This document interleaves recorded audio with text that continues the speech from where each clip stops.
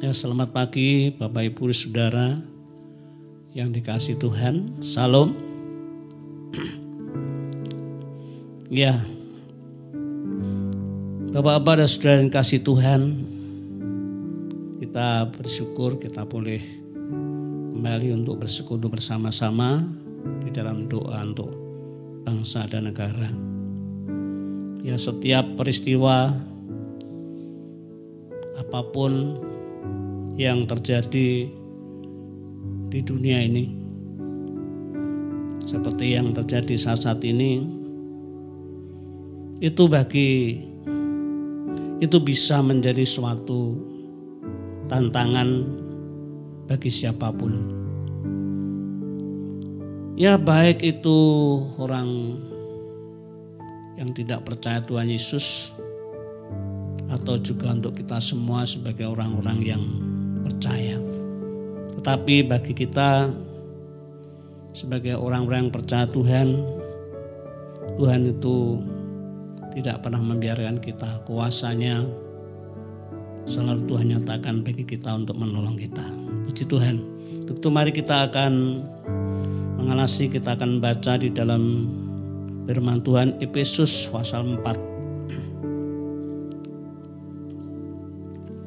Efesus pasal yang keempat, kita baca ayat 17 sampai dengan ayat 19.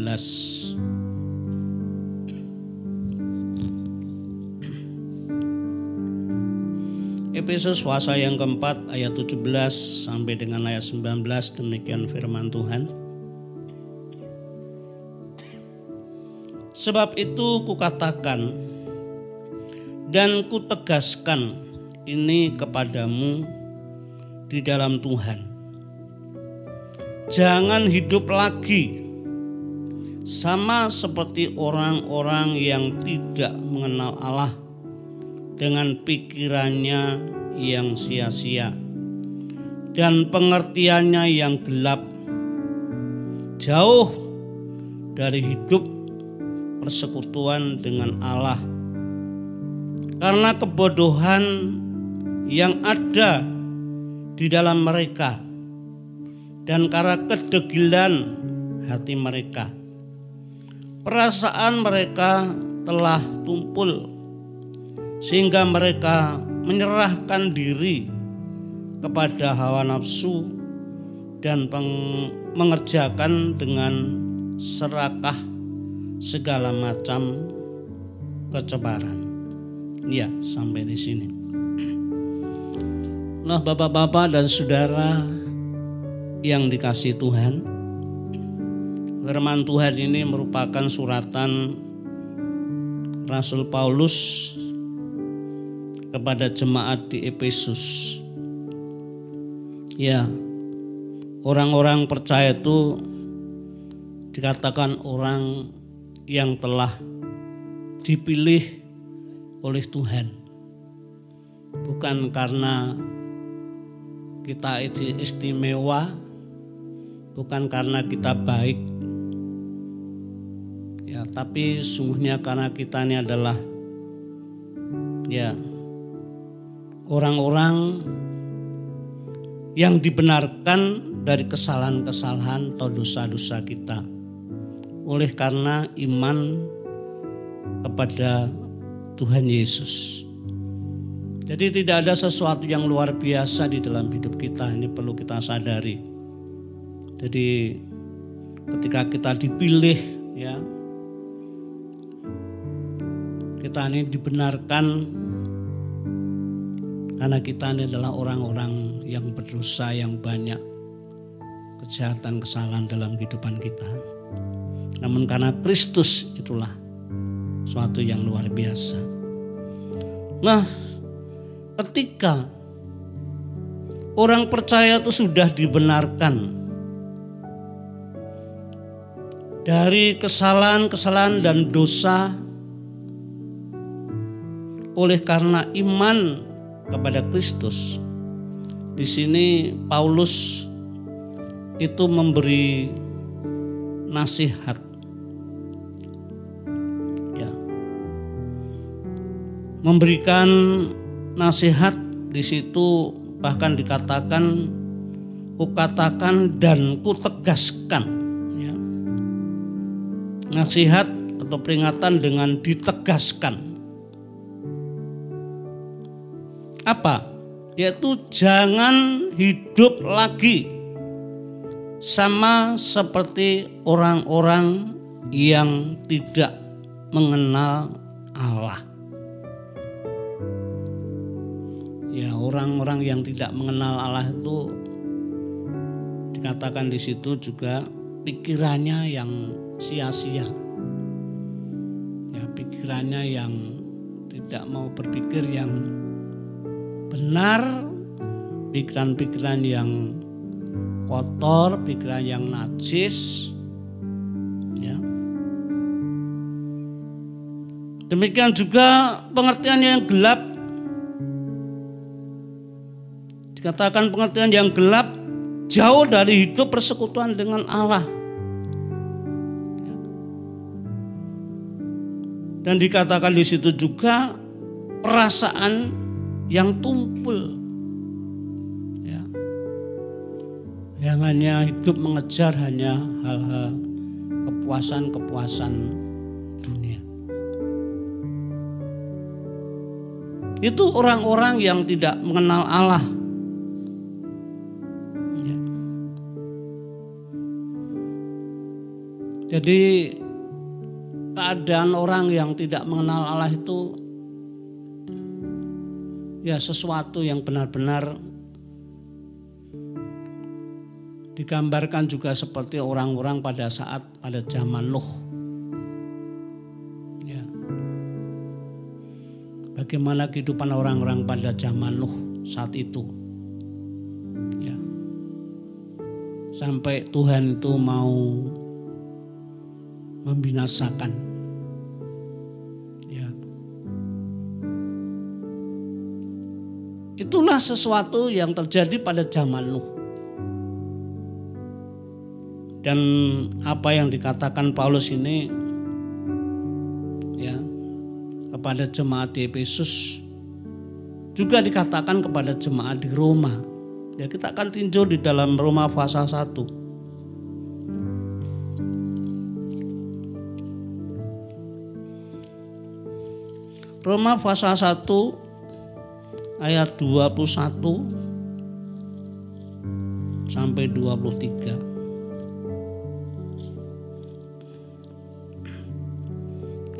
Roma pasal 1 ayat 21 sampai 23. Sebab sekalipun mereka mengenal Allah, mereka tidak memuliakan Dia sebagai Allah atau mengucap syukur kepadanya. Sebaliknya pikiran mereka menjadi sia-sia dan hati mereka yang bodoh menjadi gelap. Mereka berbuat seolah-olah mereka penuh hikmat, tetapi mereka telah menjadi bodoh. Mereka menggantikan kemuliaan Allah yang tidak fana dengan gambaran yang mirip dengan manusia yang lama, burung-burung, binatang yang berkaki 4, atau binatang-binatang yang menjalar. Ya. Jadi tentang ini disampaikan juga kepada jemaat di Roma. Ya. Mengapa ini suatu yang diperintahkan oleh Rasul Paulus kepada jemaat di Efesus? Memang orang yang tidak mengenal Allah itu memang menyebabkan orang itu jauh dari hidup persekutuan dengan Tuhan. Penuh hidup menurut hawa nafsu. Bahkan seperti Paulus pun juga sebagai penganiaya orang percaya, dia sadar dia juga bisa dikatakan orang yang tidak mengenal Allah. Dia katakan. Nah, Bapak-bapak dan saudara yang kasih Tuhan, untuk tidak lagi hidup dalam kehidupan seperti orang yang tidak mengenal Allah, atau kehidupan yang hanya dalam mengejar kepuasan duniawi, kepuasan daging, itu bukan perkara yang mudah. Ya. Ini merupakan tantangan bagi orang percaya. Merupakan tantangan bagi orang percaya. Apalagi ketika hidup di tengah-tengah keadaan orang-orang yang hanya mengejar dalam perkara dunia. Ketika kita tidak hidup dalam perkara kayak orang-orang pada umumnya, itu kadang-kadang risikonya itu kadang-kadang dicaci maki, ya, dihina, difitnah, dibenci. Saya percaya seperti Nuh pun juga saat itu juga demikian. Ketika orang mengejar hanya kepuasan dunia, kepuasan daging, mengejar hawa nafsu, saat itu bagi Nuh dan keluarganya itu sangat-sangat berat, tantangan yang sangat berat untuk tidak hidup dalam hal demikian. Pasti sudah dicaci maki luar biasa dengan kata-kata yang menyakitkan, yang melecehkan. Apalagi waktu itu Nuh diperintahkan Tuhan untuk membuat bahtera, ya, bahtera di atas gunung, sesuatu yang tidak nalar, ya. Itu sesuatu tantangan yang sungguh cukup berat, tidak ringan.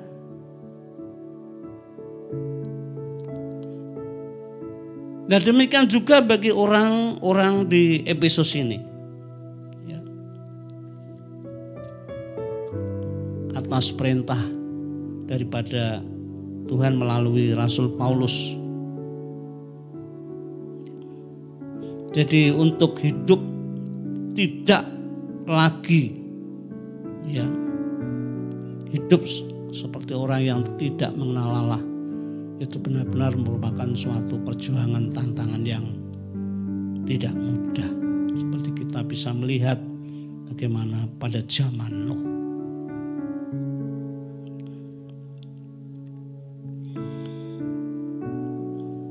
Peristiwa yang terjadi di negeri ini, dampak dari pandemi virus corona itu juga sangat luas. Ini pun juga menyebabkan banyak krisis di berbagai bidang. Itu juga bisa merupakan suatu tantangan bagi kita sebagai orang-orang percaya. Ya, sebagai depan, sebagai pendahuluan peristiwa-peristiwa itu bagi siapa menjadi suatu tantangan, terlebih bagi kita orang-orang percaya. Ya. Namun kita tahu bagaimana Nuh pada saat itu di tengah-tengah keadaan yang penuh dengan tantangan dari orang-orang yang tidak mengenal Allah untuk hidup yang sedemikian. Nuh secara manusia pun pasti juga tidak mampu. Namun kita tahu dituliskan Nuh hidup, ya, mendapat kasih karunia di mata Tuhan. Karena Nuh hidup senantiasa bergaul dengan Allah.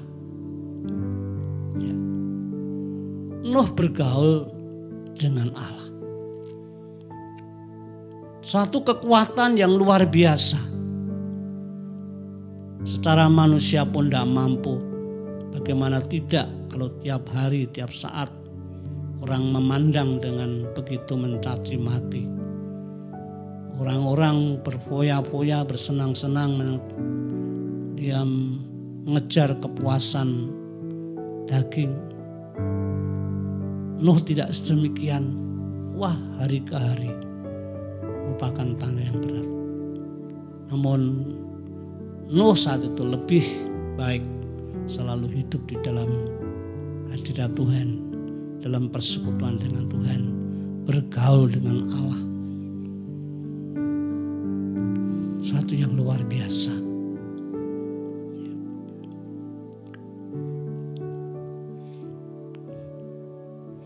Nah, Bapak Ibu dan Saudara yang dikasihi Tuhan,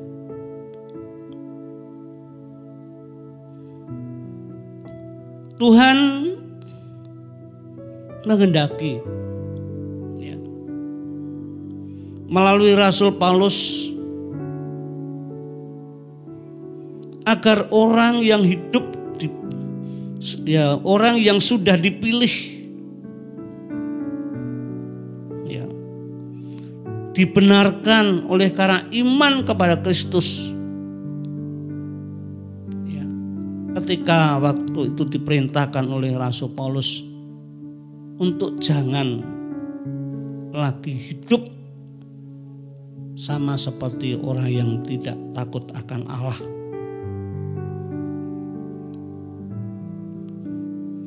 Ya, itu pasti punya tujuan.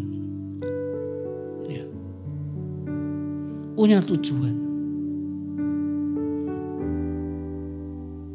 Sebab ketika orang yang sudah kita manusia sudah jatuh dalam dosa, namun Tuhan itu datang ke dunia. Tuhan Yesus mau mengasihi umatnya yang mau percaya. Ya. Maka saat itu sangat ditekankan sekali oleh Rasul Paulus. Ya.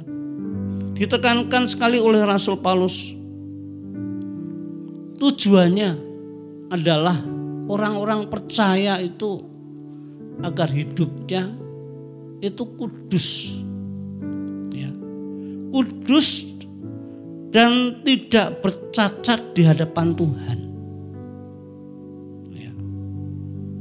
Seperti pada suratan awalnya bagaimana kepada jemaat di Efesus saat itu.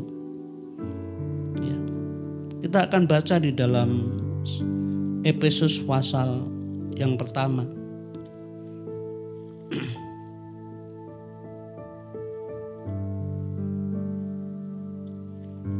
Efesus pasal pertama ayat yang keempat.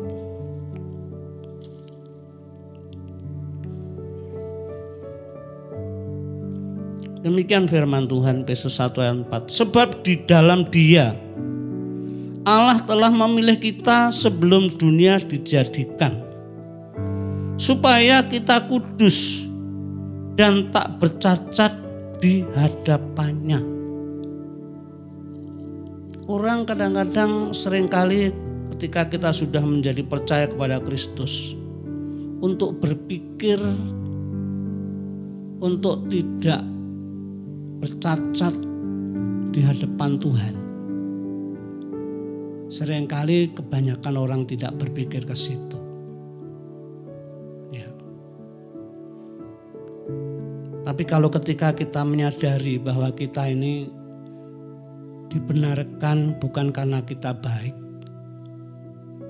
kita menyadari orang yang banyak kesalahan dan dosa, kita bagaimana terus kita memperjuangkan hidup ini, bagaimana kita ini hidup di hadapan Tuhan itu tidak bercacat celah. Bukan karena kepada manusia, di hadapan manusia, tapi terlebih di hadapan Allah. Kita belajar terus hal-hal yang sekiranya tidak berkenan pada Tuhan, kita terus belajar untuk selalu mau berubah. Ya, mau berubah. Orang yang sudah terbiasa hidup dalam dosa memang tidak terus langsung semuanya langsung semuanya hilang dalam perkara yang lama. Ya. Terus tiap waktu, tiap saat kita kata dihadapkan masalah-masalah, kadang-kadang kita ini gagal karena ada sesuatu yang kita sadari, ada sesuatu yang tidak berkenan kepada Allah.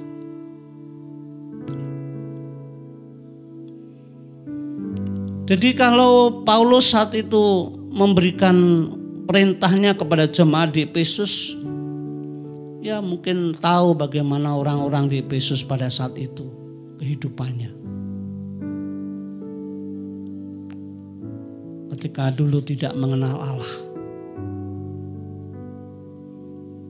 Bagaimana kebiasaan hidup dari hari ke hari. Ya. Maka Rasul Paulus terus ya memberikan firman-Nya, kerinduannya agar kehidupan orang-orang di Efesus ini benar-benar di hadapan Allah itu berkenan. Oh, sesuatu yang menyenangkan hati Tuhan. Ya. Maka nasihat Paulus itu benar-benar sesuatu yang sangat ditegaskan. Dan ini pun juga untuk segenap orang-orang percaya.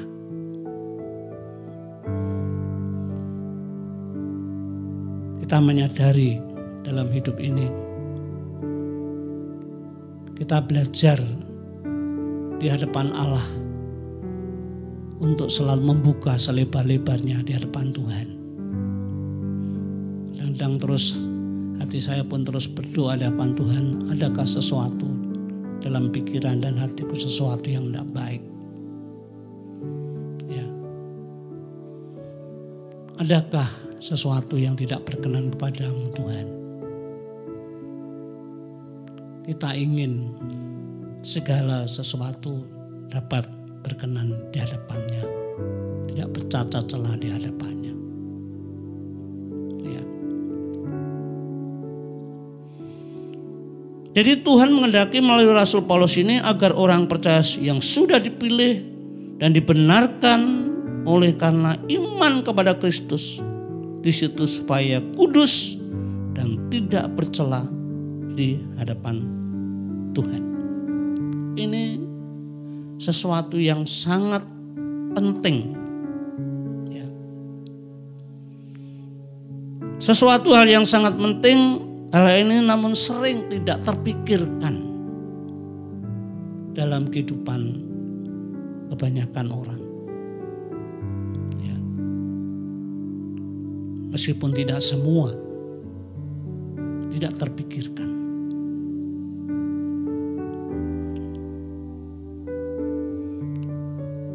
Jadi bapak-bapak dan saudara yang kasih Tuhan, memang ya sesuatu yang kudus, yang tidak bercacat di hadapan Allah, wah ini benar-benar kadang-kadang rasanya begitu sulit untuk dapat melakukannya. Namun kita di hadapan Allah belajar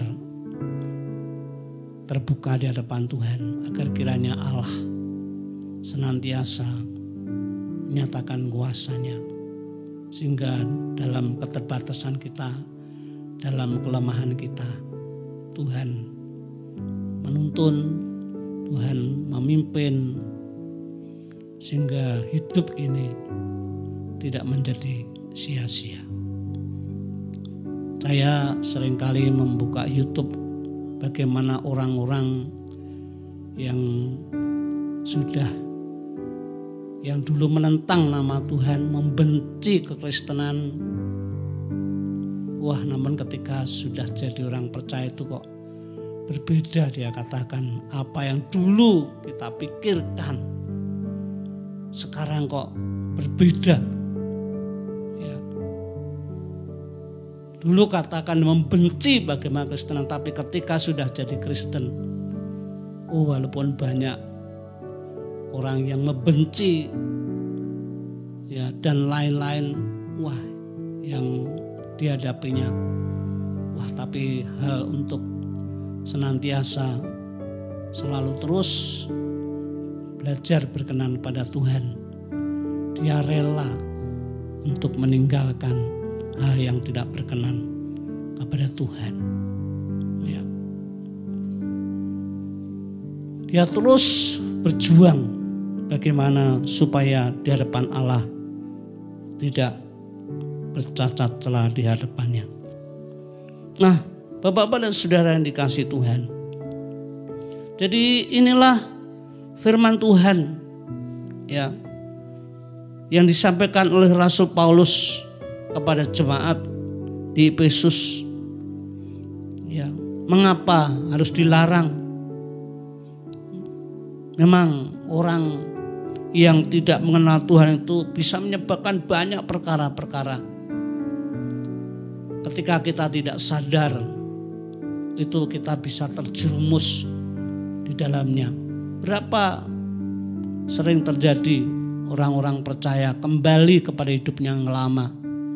Karena untuk bertahan hidup, untuk bisa kudus di hadapan Allah, rasanya tidak ada kemampuan. Sehingga ketika harus mendapatkan tekanan-tekanan, dibenci, ya, tidak diakui dalam keluarga, rasanya begitu berat. Rasanya begitu berat. Akhirnya kembali di dalam kehidupannya yang dulu. Ya. Saya mendengar kesaksian dari salah seorang pemudi yang murtad dari agama Islam untuk Kristen, bagaimana setelah dicoret dari keluarga tetap bertahan, harus keluar dari rumah, pergi keluar kota, bekerja. Bagaimana ketika bekerja tetap terus di rumah, bagaimana di tempat itu terus selalu ingat kepada keluarga, tidak berpikir untuk membenci, bagaimana membangun hubungan, terus membangun hubungan. Ya, tidak ingin membenci orang keluarga. Ya, rela untuk diperlakukan, untuk tidak diakui sebagai keluarga, tapi terus menyerahkan, berdoa kepada Tuhan, tetap bergumul kepada keluarganya. Tuhan itu selalu menolong. Ada saat yang luar biasa. Dengan melalui telepon, melalui hal yang lain, komunikasi dibangun sangat baik. Lama-kelamaan, terjadi sesuatu, pemulihan terjadi di dalam anak Tuhan yang baru pun risikonya begitu berat. Dia berjuang sungguh-sungguh, lepas dari keluarga, hidup mandiri, tempat yang lain. Tapi puji Tuhan, Tuhan itu nyatakan kuasa yang luar biasa. Ketika tetap bertahan dalam kekudusan, ketika tetap bertahan untuk tidak bercacat di hadapan Tuhan, Allah itu bekerja secara luar biasa. Sesuatu secara manusia mustahil, namun di dalam Tuhan tidak ada perkara yang mustahil. Jadi Bapak Ibu dan Saudara yang kasih Tuhan, jadi hidup untuk senantiasa, yaitu tidak lagi seperti apa yang dulu, itu memang bukan sesuatu yang mudah, merupakan suatu tantangan yang tidak ringan. Seperti Nuh, namun ketika kita hidup selalu di dalam doa, di dalam persekutuan dengan Tuhan, bergaul akrab dengan Tuhan, perjuangan kita tidak sia-sia. Allah nyatakan kuasanya begitu luar biasa. Tantangan seberat apapun, ketika itu semua dibawa di hadapan Allah, Allah ikut bekerja secara luar biasa. Nah, itulah sesuatu yang terjadi mengapa ketika orang di Efesus ditegaskan untuk jangan lagi hidup seperti orang yang tidak mengenal Allah. Tujuannya adalah supaya di hadapan Allah kita kudus dan tidak bercacat di hadapan Tuhan. Nah, biar melalui firman Tuhan yang singkat ini kiranya menjadi berkat bagi kita. Untuk itu biar kiranya Tuhan nyatakan kuasanya melalui peristiwa-peristiwa yang ada di negeri ini. Tuhan kiranya terus mengerjakan sesuatu di dalam kehidupan orang-orang percaya tetap di dalam kekudusan, tidak bercacat di hadapan Tuhan. Tuhan Yesus memberkati kita semua.